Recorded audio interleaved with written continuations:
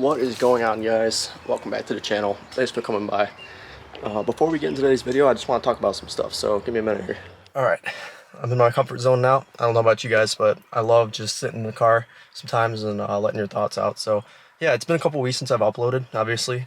It was not intentional, but I just realized I needed a little bit of a break. And I did try to make videos, and I just like sat down to edit them, and I didn't like them, and I wasn't happy with it. So I just said, you know what, I'm just gonna wait until the time is right, and now the time is right. So I don't know what that's about. I've gone in and out of phases throughout my life before, like before I started YouTube, of like being really passionate about something and then taking it too far, and just maybe it's like burnout or whatever. I'm not really sure what word to put on it, but I just know that somewhere along the way I lost my passion and I lost my happiness for making videos on YouTube and just cars in general. It was like, I don't know what happened, and it was really scary, honestly, because I've always liked cars. I mean, before I can drive, I was playing the Forza video games and modifying them. You know, I've always had that like deep down motivation to do stuff with cars. So once I started feeling that go away, it was really scary, honestly. So I took I think 2 or 3 weeks off making videos here. I'm back to it now. I realized that it doesn't matter what I'm making, right? There should be no pressure on the type of videos that I'm making or the content that I'm doing, as long as I'm doing it. That's the important part, man.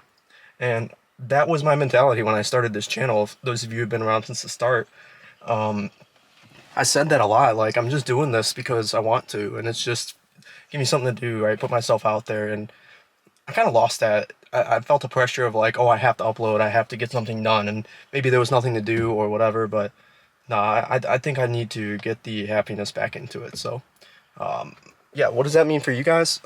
Absolutely nothing, probably. I'm still going to be making videos. I'm going to try and upload once a week, but honestly, if I can't, no pressure. The main concept here is the long run, right? Like, I've been doing this for about 6 months now, or actually probably about 8 now, and it's not my job. You know, I have a day job. I have that's how I make my money. So that's the thing I need to be stressed about. This should just be a side passion. You know, I shouldn't ever feel stressed or like against a wall or anything. Of course, it's okay to be uncomfortable. I never want to be comfortable. You always want to be looking what's next, right? But I think to sum everything up, that's kind of how I was feeling, was that I have like 2 jobs. I'm not getting paid. It's not a job. So, you know what? I'm just going to keep the content coming. I'm going to make sure that I do what I want to do first and foremost, because that's how I know I'm going to play the long game. That's how I know I'm going to still be uploading 8, 9 years from now. So hopefully that makes sense for you guys. If you guys are in similar shoes as I am, right, trying to start off on content creation, whatever it is, TikTok, Instagram, YouTube, you probably already relate to what I'm saying. So yeah, I'm going to keep it for me, and hopefully that will give you guys more natural and fulfilling content to watch. So sometimes we might not have a framework, we might not have a plan for a video. I might just turn on the camera and start doing stuff. And honestly, I think that's the beauty of the stage of YouTube that I'm in right now, is that there's no pressure. I don't care. This is not what I do to survive, so I should just make it fun, interesting, and do stuff that I want to do. So just know that you're going to get genuine me from here on out. I might not upload every week, but that will mean that it's going to be genuine content, and it's going to be stuff that I actually wanted to make and stuff that I feel enthusiastic about. I hate when I like turn on the camera and I start talking, and I watched a video back, and this is what I was talking about. Like, I scrapped 2, 3 videos from weeks ago because I was watching them and I was like, dude, like, I'm just a robot. Like, I'm not like, there's no passion or there's no happiness behind it. I'm just talking and filming just to upload it, and that should never be how it is, you know. And that type of content I feel like would be unenjoyable, you know, for me to watch. I watch a few YouTubers, so I've recognized that the content that I like, that I look for, and probably a lot of you guys too, is a real person, right? Down to earth, somebody who you feel like you can relate to and who has been in your shoes before or might be in your shoes now. Is a lot more fulfilling to watch, I think, than just somebody who, you know, just films the film, right? And that's kind of what I'm getting at here, is I'm gonna make sure that from here on out, whenever I turn on this damn thing, it's gonna be something that I want to do and something that I'm actually excited about, right? So what I'm excited about today, we're going to get into right now after the intro, and this will be the last time that you guys see the winter intro, because I'm even more excited about something that I'm doing tomorrow, which you're going to see in next week's video. So definitely don't miss that one. Subscribe with notifications turned on. It's going to be a banger, and this car, let's just say it's gonna look completely different. That's all. But yeah, let's get into what I had today.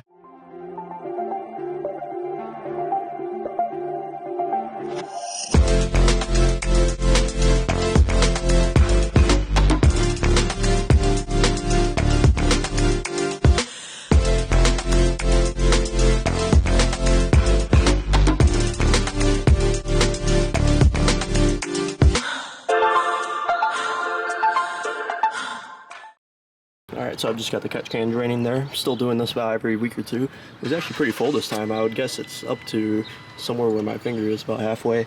And I'll pull the drain pan out when it's fully done draining to show you what it looks like, because it's almost like a foamy, like orange and Gatorade color. It's weird. But while that's draining, I got some new tools. That's exciting. Always.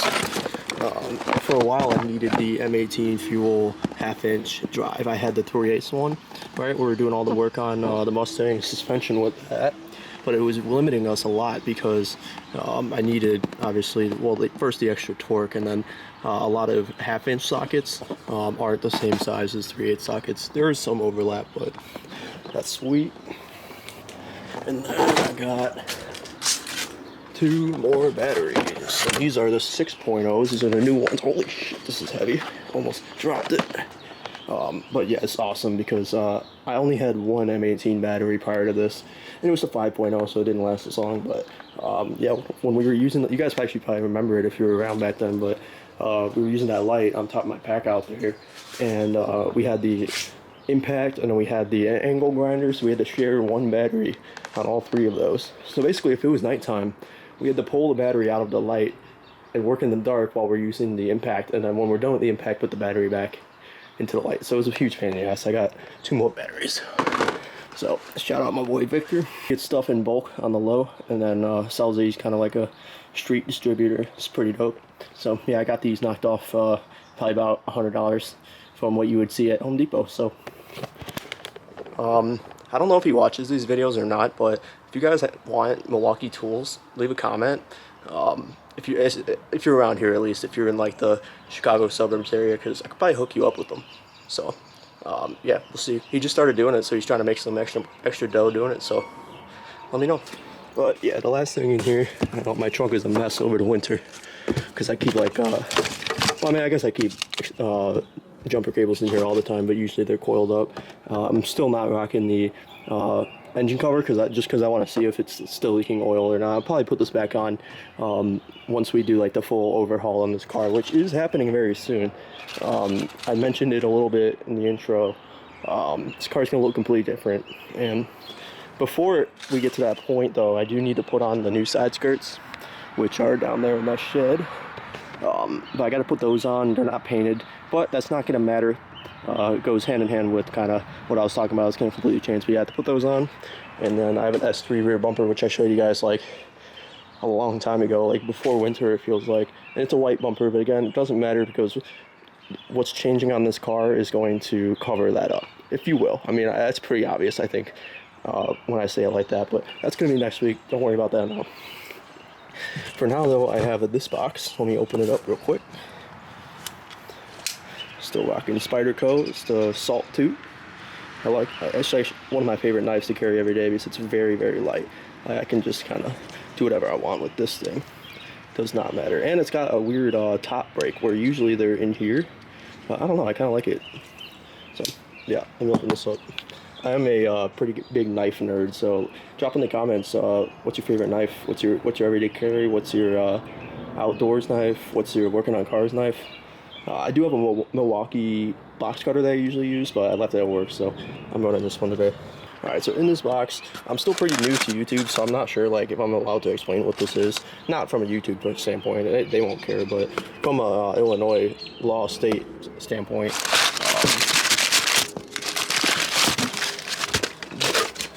it probably is safe to talk about, or I don't know. But let's just say that this right here, this little flange guy, is going to allow me to pass emissions. So it's nothing bad. It's just the fact that when I went to emissions last time, my O2 was reading a failure. So the O2 wasn't reading properly. Basically what this does is it sits with the O2 and it makes it read properly.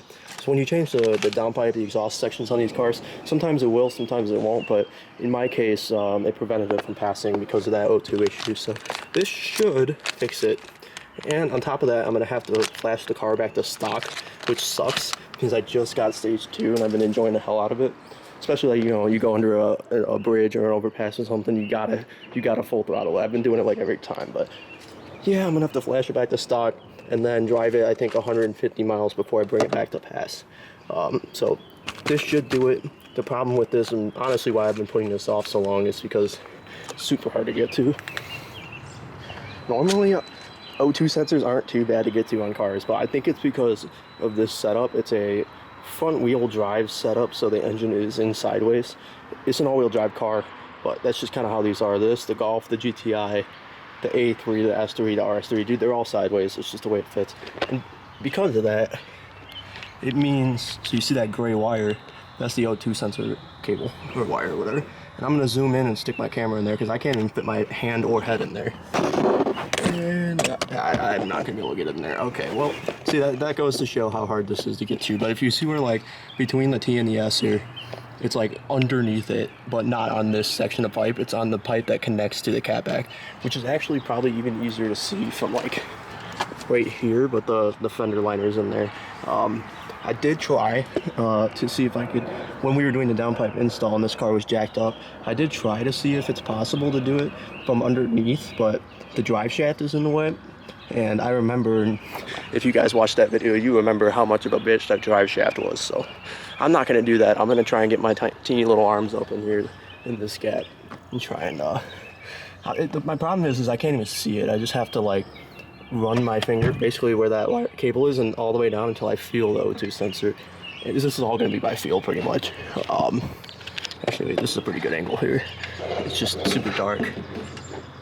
So there's that heat shield there, right? How can I explain this?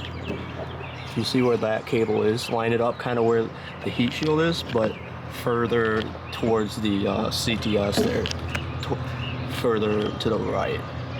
Basically just it's completely underneath, and I'm gonna have to put my arm like this and like turn it around backwards and do it like that. It's the only way to do it. So depending how long that takes, I am going to jack this car up today to get under there because it's been really loud again. I know I tried to fix the exhaust a couple weeks ago. It was good for like 5 days, honestly. And I don't know if the pipe's loosened up or if something's not right, but I'm going to jack it up. A lot of the sound is coming from like right here. Like if you follow that down, that's where the sound's coming from. And that's where the downpipe meets the midpipe, like right here between my fingers there. So yeah, I have a video on my phone. Future John put that in right now.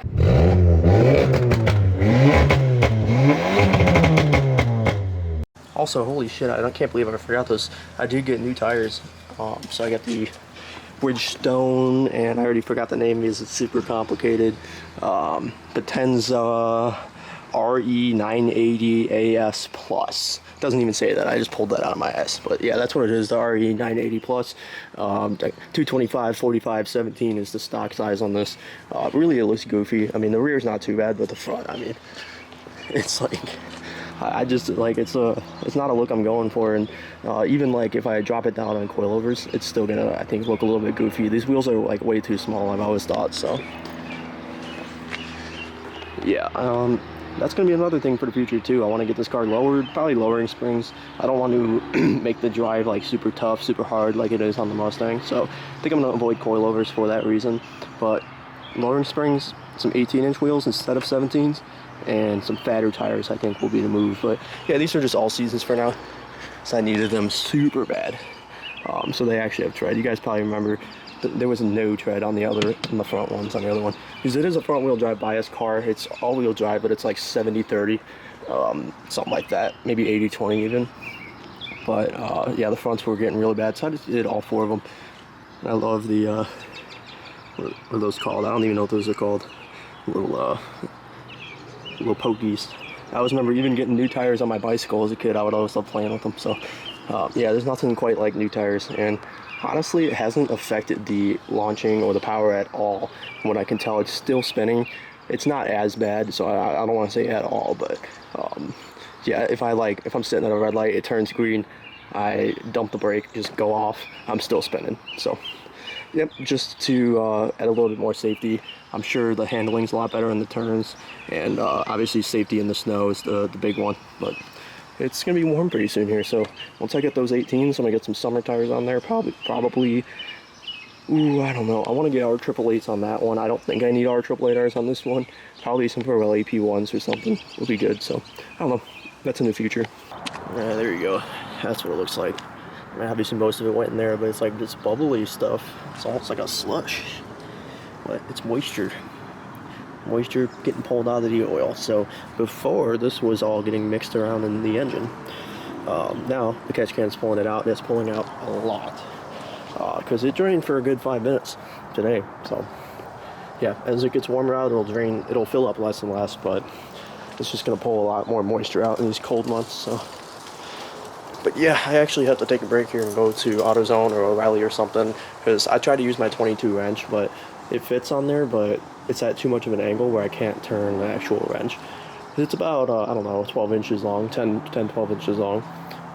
So there's just not a whole lot of room in there. So what I need to do is get a special O2 sensor socket that has like a cutout in it, so you can slip a socket over there and have the wire running straight through it.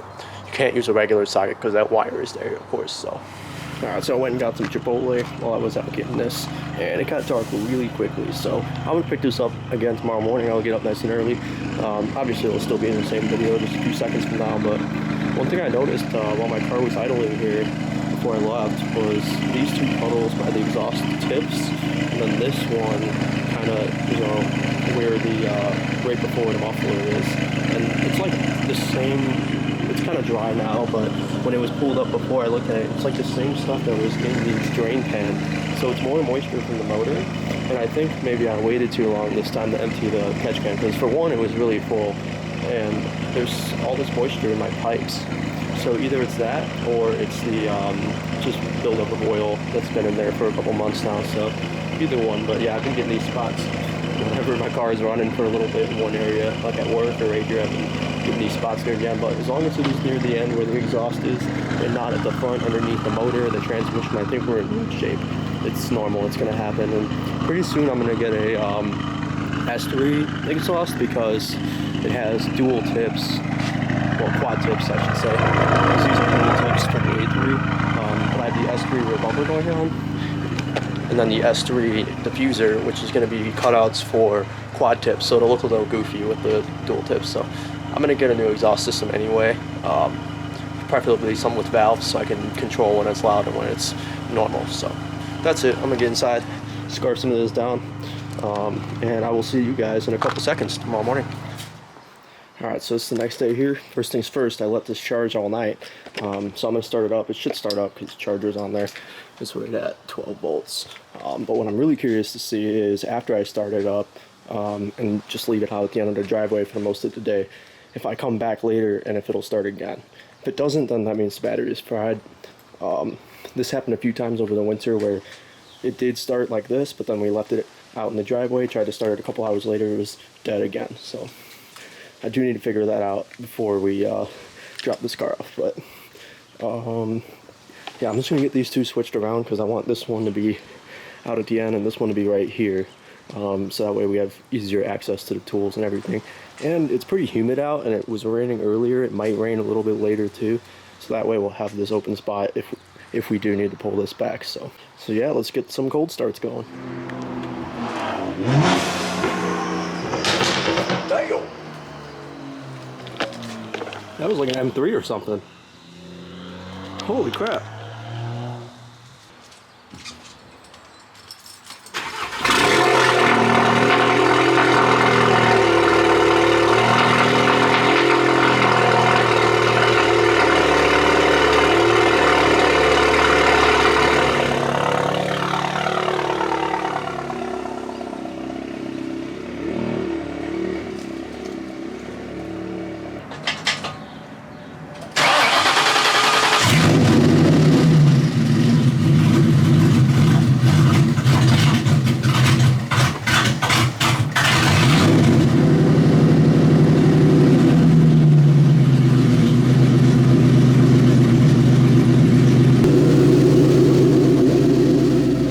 alive, boys.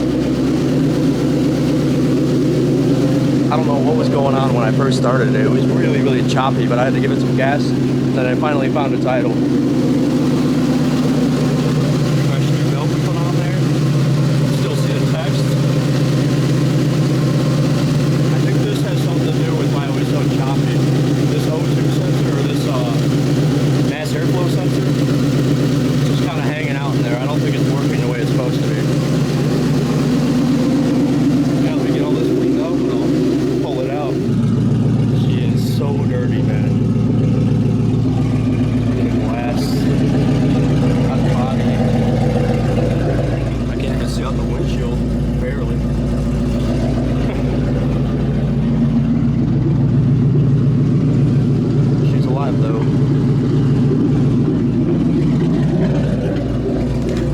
Super low on fuel, so I'm contemplating, and I'll do it later. I was gonna go drive it around, do a fuel up, but I gotta fix that first. So if we have time later, we'll go drive it around, fill it up. But for now, I'm gonna kill it, and then we'll see if the battery is good enough to start again. It's getting real choppy. Yeah, I'm gonna kill it. Really, since it hasn't been driven in like 4 months, I'd like to drive it for, I don't know, a good 15-20 minutes, but I'm not gonna have enough gas for that. So first step, let's do what we have to do on that car. If we have time later, we'll take this out, break it in for the spring. So quiet now. Man, is this thing even running? I can't tell. Alright, let's get that boy back behind there.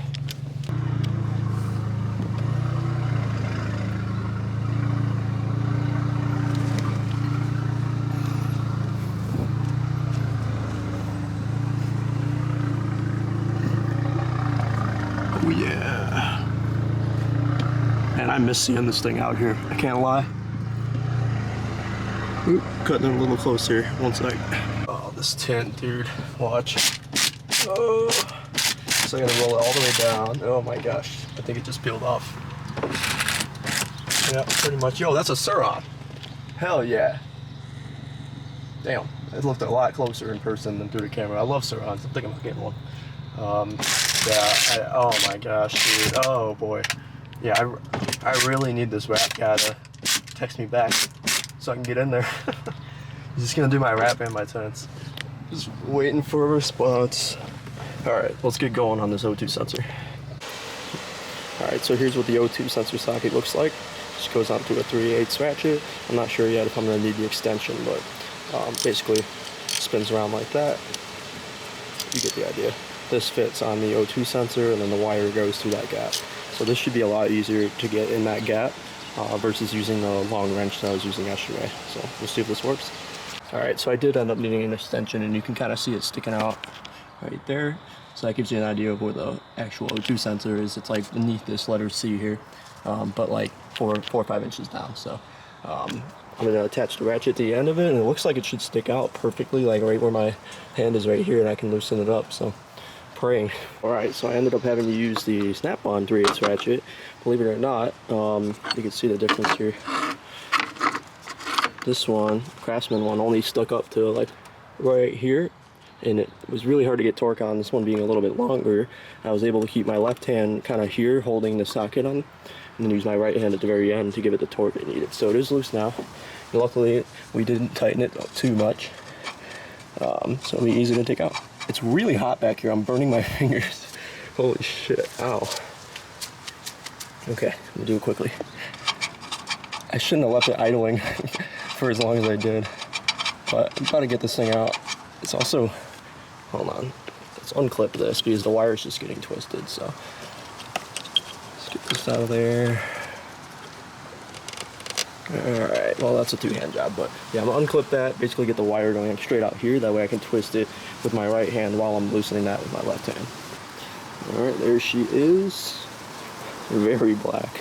Holy shit. At least it's not a spark plug. But yeah, let me get my little adapter, software update piece, whatever you want to call it, put it on there, and then basically fish it back there, tighten it in again, and call it a day. I'm also going to start from the front here, where the turbo is and the downpipe, and go all the way back. I'm going to make sure that each clamp is tight, because there's obviously this clamp here, and then there's like 4 clamps underneath the car, and I did burn my wrist a little bit when I was reaching behind there. So if you guys are doing this, be really careful, or let it sit for a little while. I didn't want to let it sit. I'm impatient. It's the price I pay. So yeah, let me do this, then we'll fix up the exhaust, then we'll start it up, flash the car back to stock. And unfortunately, I'm gonna have to leave it like that for a couple weeks until I can get the until I can get the O2 sensor to read properly. So that's what we're looking at. All right, so I figured it out. This has to go onto the downpipe first before I plug the O2 into it. And what this nut is for, I was worried at first because I don't have the wrench that's big enough for this nut. That's okay, because it threads on pretty much all the way down, and all it's there for is to adjust the orientation. So you want the O2 sensor to be kind of like that, not like that, if that makes sense. So I'm gonna get this all the way tightened in there and then back the nut up to be able to do that, and then screw this in last. And it is about to rain. It's totally gray. It's really dark over there. I actually felt a few drops just now, so I'm gonna try and hurry up and get this done. We'll see what we're gonna do with that car too. I don't know yet, but that's the main thing. And then if anything, I could probably just pull it in the garage to be able to do the exhaust stuff, or maybe it'll just rain lightly. If it's just raining lightly, I can do it right here, because I'll be underneath the car staying dry. So, oh yeah, you probably can't see the drops, but I can for sure. And we're also under a tornado warning until 7 p.m. So pretty much all day tornado warning. I'm just gonna be out here. All right, so the O2 should be all good. You can see it's sticking out now because of that extension that we have on there. So you couldn't see it before, but that's where it's at. And you can see I positioned it so that it's pointing towards the back, so it makes it easier to get the socket on there. So yep, just do that and then run the wire up through all these holders, and I plugged it back in. So this black one, it's confusing, it's misleading. The black wire plugs into the gray connector, and the gray wire plugs into the black connector. I know it makes no sense, but I did pull up the factory wiring diagram, and that is the way it's supposed to be, because this gray connector ultimately connects to the upstream O2 sensor, so before the cat. So that one, you can see if you follow the black wire, plugs in right there. Is that loose? No, that's good. And that plugs in pretty much to the turbo, and then your downstream after the cat plugs in way down there. So that is correct. The only way we're gonna be able to tell if this is gonna allow me to pass is just to, again, flash it back to stock, drive it long enough to where the monitors reset, and then bring it back and see. Honestly, it might still not even pass. It really just depends on state by state, and I know Illinois is pretty strict with what they look for in emissions tests. So basically, this might clear you for emissions in other states, but I'm gonna guess for Illinois, we're still probably not gonna pass. Same with like California and New York. So yeah, it's just the way it is. But I gotta try this first before I ultimately, if it still doesn't pass, I'll probably have to sell this downpipe and buy a different downpipe that will pass. So that's the end plan, but I do want to run this downpipe. I really like the way it sounds and opens up the car a lot more. Yeah, we're getting a little bit wet. Not too bad though, so I'm going to jack it up and get on under there, figure out why it's leaking, where it's leaking, fix the clamps. Also, I noticed maybe I didn't do the piping right, because that's hanging down. I think that's supposed to be sideways, not like that. I think the curve is supposed to be left and right, not up and down. So I'm gonna get under there. I also pulled up a picture of what the exhaust should look like under there, and this bend is like a lot closer to the actual downpipe itself, so I think I did it backwards. So it'll be nice to fix that up, and hopefully that'll fix our obnoxiously loud, raspy tone at about like 3,000 RPM. So yeah, let's do it. And I can get out of the rain too, because I'll be under the car. Alright, got her jacked up nice and high like a monster truck, and I'm just gonna go under here off camera. I'll tell you guys afterwards what I found, but I'm gonna check all these clamps. Wow, it's actually really dark on here on camera. Yeah, I saw quite a bit of leakage from this clamp right here last night that I showed you on camera. I'm gonna check that one last because you want to go front to back. Alright, so just for comparison, this is where the downpipe ends right there at that clamp. And then we've got this middle section of pipe here. Alright, from there to about here. I can't get the lighting right, there we go. And then this bent section starts right here, connects up to the catback. That is wrong. I just looked at a diagram and it looks like this bent section is supposed to attach directly to the downpipe. So I've loosened all these up off camera. I'm gonna disassemble it all. It's actually really stuck together because of all the oil residue that's in there, so I'm anticipating this being kind of a pain. Brought my pry bar, but I might need a bigger one. Yeah, basically I'm gonna put this bent section attaching directly to the downpipe and then have this straight, like 36-inch section going back. And I'm hoping maybe that'll help with our leaks. I think the reason that it was still leaking, and remember I went down here and tightened all these probably like a month ago, and it's leaking just as bad as it was before. So what my theory is that no matter how hard or how tight you put these, they're gonna loosen up over time because of the way that this pipe is coming down. Right, it's like coming down when it should be perpendicular or parallel with the drive shaft. Alright, so you can see there's like 8 inches of space there, and then there's like 3 inches of space there between the drive shaft, which is on the other side of this thing here. So that's my theory, is that no matter how tight you put them, it's just going to loosen them up over time when you're going over bumps and stuff. So let's see if this fixes it. Alright guys, I'm running out of time here. I actually have to edit this and upload it like right now. So when you guys are watching this was me like a couple hours ago. But yeah, it's really, I'm frustrated, man. So I'm going to get back to it after I edit this video.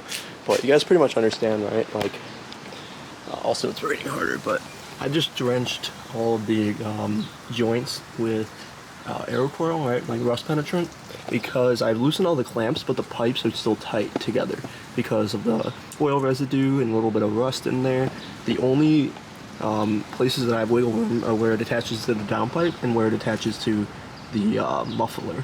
So this whole like middle section where there's 1, 2, and 3 where it attaches there, clamps are like welded together.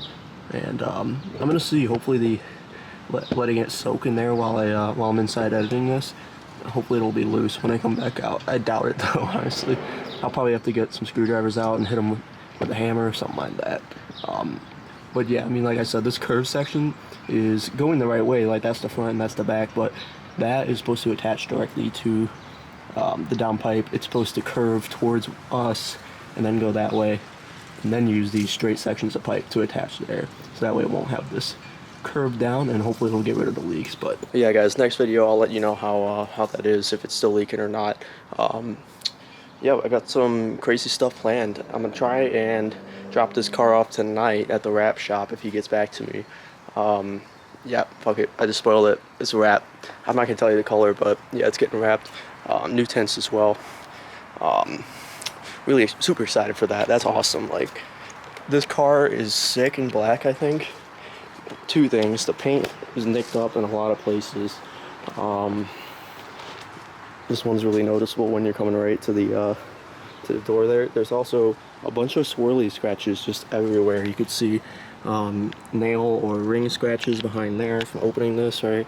And when it's not wet, when it's clean, you can see just swirls everywhere. The whole car is covered in swirl scratches. So yeah, I think the wrap is really gonna make this car look pretty and aggressive at the same time. Little hint, it's definitely not gonna be like a black, gray, white. It's gonna be a color, you know. So super excited for that. Again, don't miss next weekend's video. We're gonna start off that video by putting on the new S3 rear bumper that I have and the S-Line side skirts that I have, and then we're gonna bring it over to the shop and I'll record picking it up, and then I'm gonna record a new intro as well. So get rid of the winter intro. We're gonna do a spring intro now with the car's new looks. I've got some carbon fiber stuff to put on too. I'm super stoked. So again, don't miss next weekend's video. Subscribe with notifications turned on if you have to. Make sure you drop a like on this video if you found it enjoyable in any way. Drop something down in the comments. What should I try next, or just say what's up. And yeah, I'll see you guys next weekend. Stay objective driven.